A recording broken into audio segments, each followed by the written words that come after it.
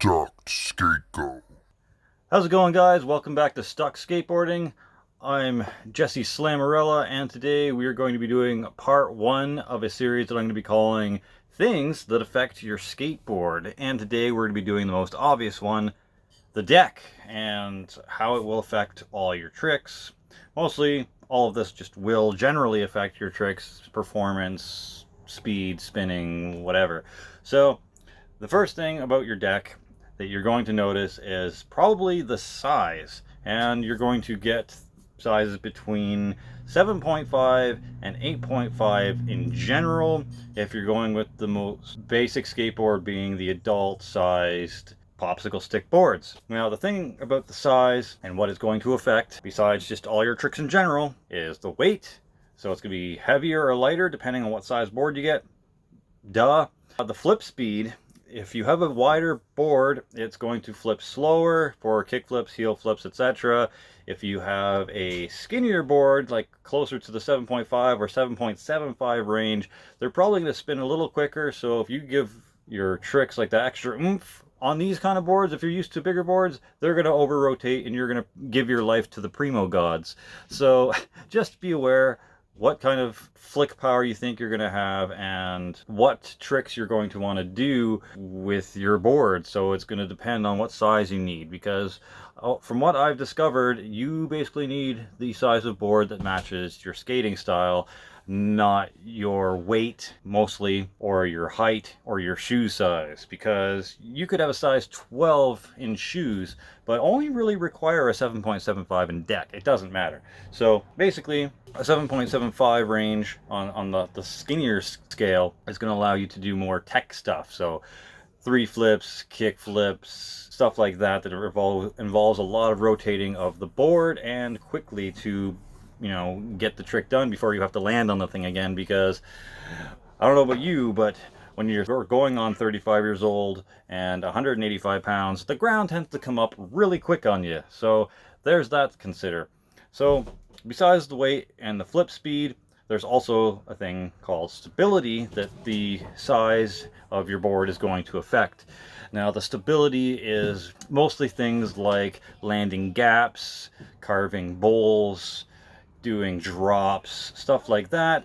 Basically, how much space you are going to be allowed to land on for your board. If you get a 7.75, you're not going to have much space on your deck to land on if you're doing a big, tall 5 or 6 foot drop or an 8 or 9 stair fucking gap, etc. And you're also going to want a lot of foot space or deck width if you're carving around on bowls and doing a bunch of stuff on there. However, once again, if you just want to do tech stuff like maybe grinds and flip tricks, a skinnier board might be more preferable to you. However, one thing I will notice, and I will tell you that once again, as a 185 pound 34-year-old man, I've noticed that the skinnier decks can potentially buckle under the pressure, if you know what I mean.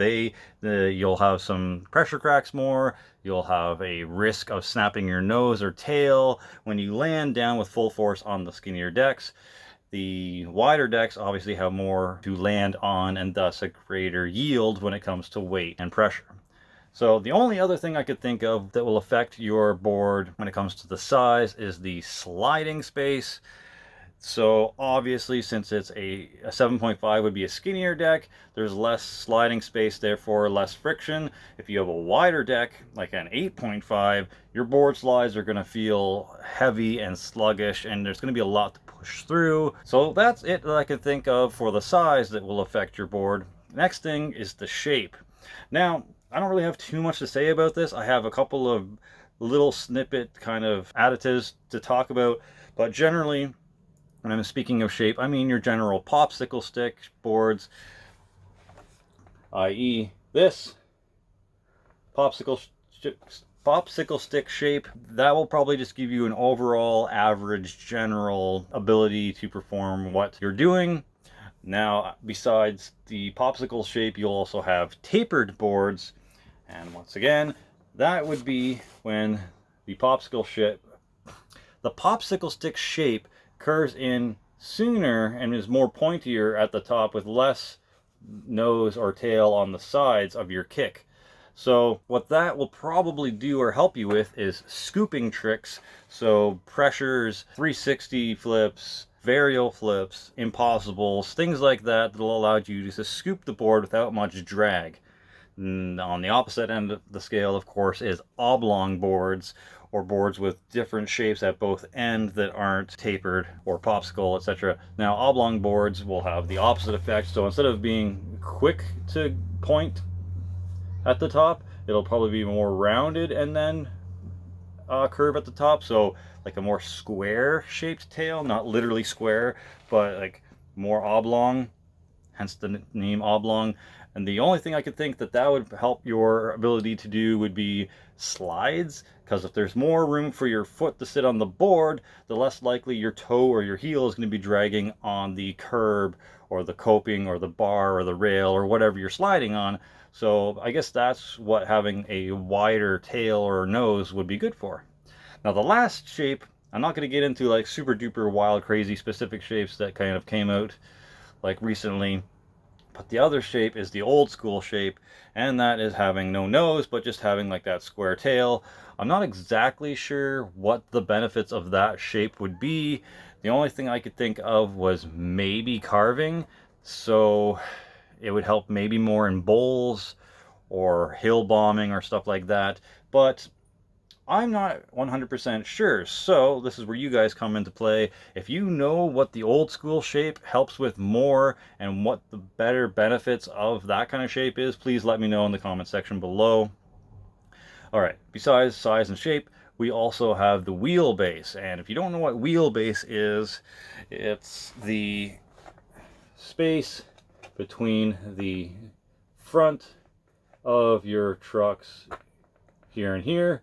So, or not, sorry, here and here. So the space between here and here will be your wheelbase.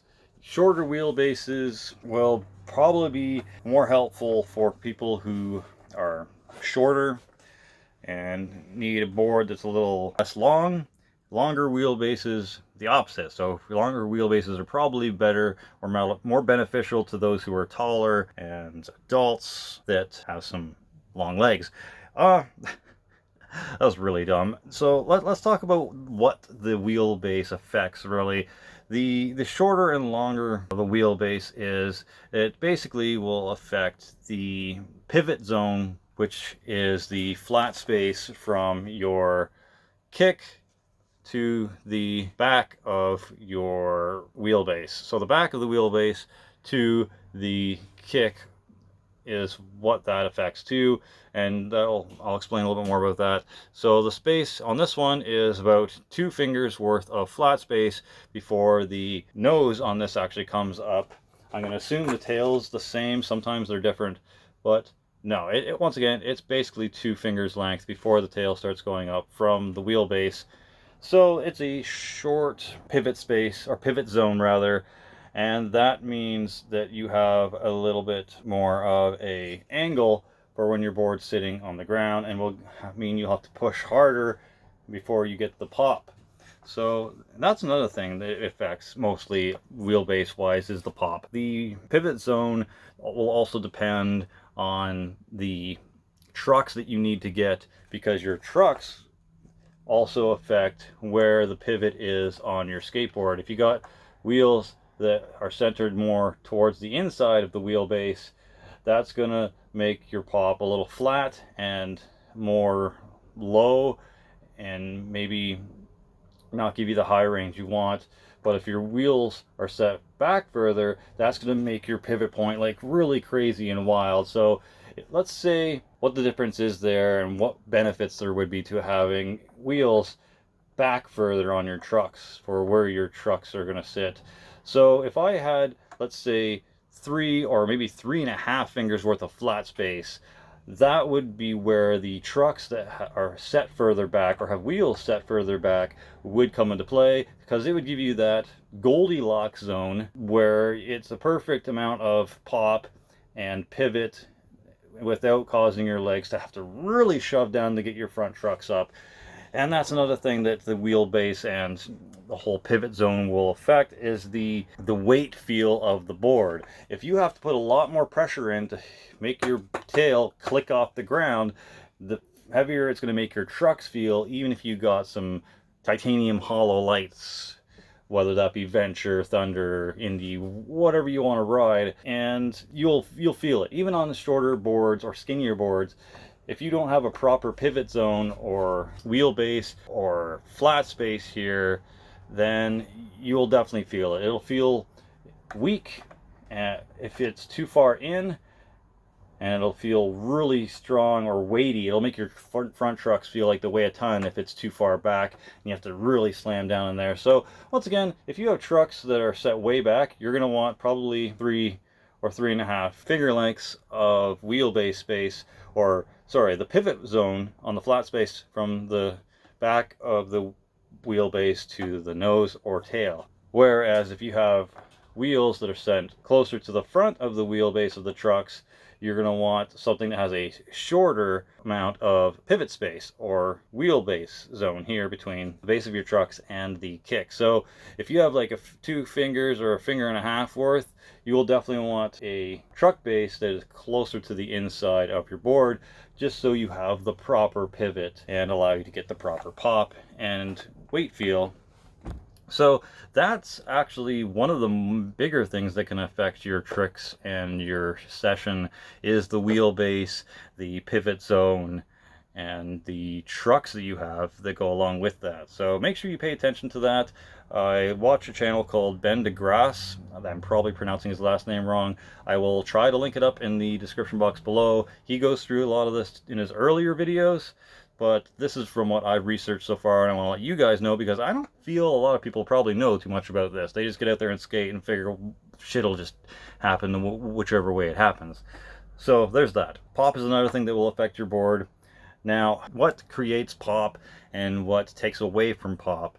Pop is, once again, the ability to get your board into the air by clicking the tail against the ground. Things like this, where you're starting to razor tail, will create more surface for your board, and the more surface or friction you have that hits the ground, it's going to give you less pop. When you get freshies, fresh decks, and you have very little like razor tail or anything going on like that, you're going to get a nice crisp pop, especially if you have the proper trucks and wheelbase. The other thing that can affect your pop is water logging. If your board gets wet and soggy, it's probably never going to fully recover from it, and it'll probably feel like soggy, laggy. The pop's going to not be as crisp and clean and get you into the air as well. And another thing that affects your pop, once again, is the wheelbase and pivot zone. So make sure that your trucks better suit your pivot zone. If your pivot zone is set closer in, you'll want a pivot zone that's small. If your pivot zone is wide, you'll want trucks that are set further away from the middle of the board. So that'll also affect your pop quite a bit. The other thing that will affect your pop is the kicks. Are your kicks mellow? Are they low? Are they steep? That kind of thing. So what I'm talking about, and you probably already know this, but just to cover all the bases, is how steep your kicks are. So if you've got kicks that are more like this or flatter, your pop isn't going to be as much. If you got mellow, medium kicks, that's probably the best Goldilocks zone, is a medium, especially when you're first getting your board, because you don't know what you really want at first, and you don't know what really affects everything. So a medium kick and nose, like a tail and nose, will probably be the best. But some people, they find that a mellow kick is best. Some people find they really don't have a problem just jamming their leg down, shoving the board into the air and getting the proper pop, and not ghost pop, where you just kind of lift and don't actually click the ground with your tail. So the people that love steep kicks are people that really have that leg strength and don't mind shoving the thing to the ground before they do their trick. I'm probably a medium to steep. I don't mind putting in the extra back leg strength to get my board to flick up and click them into the ground before doing my trick. I would definitely not prefer like low or like super mellow kicks or concave. And that brings me to my next point, the concave. The concaves and the kicks, aka the nose and the tails, the steep, the medium, and the mellow will all have an effect on your board. It'll affect your pop. It'll affect your flip tricks, it'll affect your slide space, and the general board feel. So I've already kind of gone over what the steep, mellow, and medium kicks will do for you, and I've kind of already explained how it'll affect your pop. So how will it affect your flip tricks? Well, if you look at your board and you feel like, that's, once again, that's the board feel.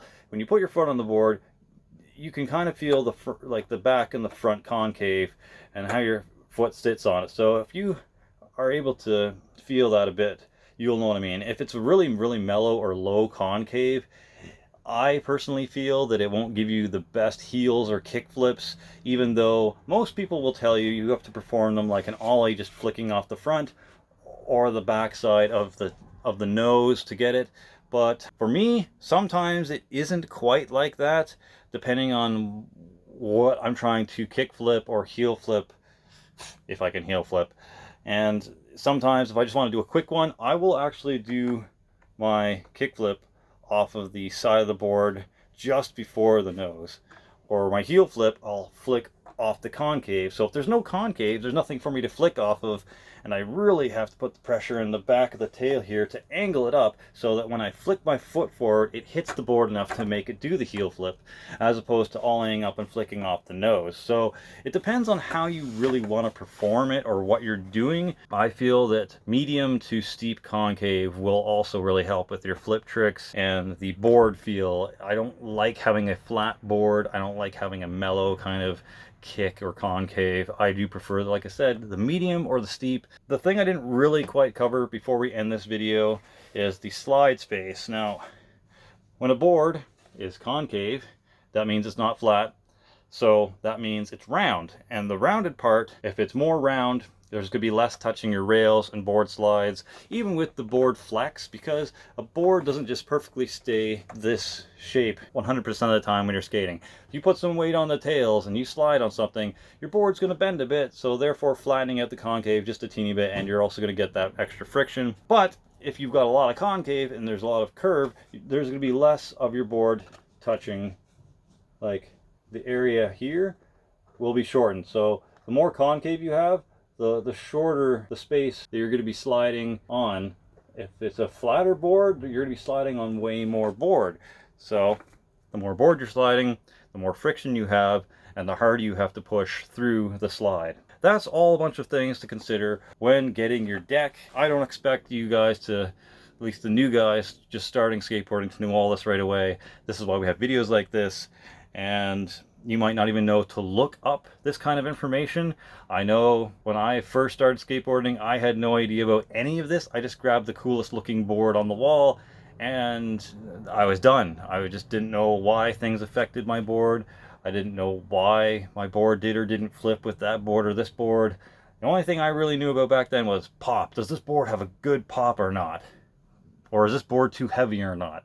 That was about it. I didn't have any thoughts about the concave, the shape, the wheelbase, the size of the board. I didn't at the time know there were different sizes, like youth boards, kids boards, and adult boards. I don't really think all existed at the time. Maybe they did. I just wasn't aware. So I won't blame you guys if you get into this and are like, what the fuck are you talking about? I didn't know all this affected my board. And this is just part one. There's a bunch of other things that can affect my board. Holy shit. So yeah, no worries. Just stick with the channel and we'll eventually go through all the different things. Like I said, this is part one. This is the deck itself and a little bit of truck information here, but mostly just what on your actual board of your skateboard affects your skating. Hopefully this was informative. Hopefully it wasn't too boring. I know a lot of this stuff can probably be pretty boring if you're just kind of the average skater or new skater. You don't really care about all this stuff.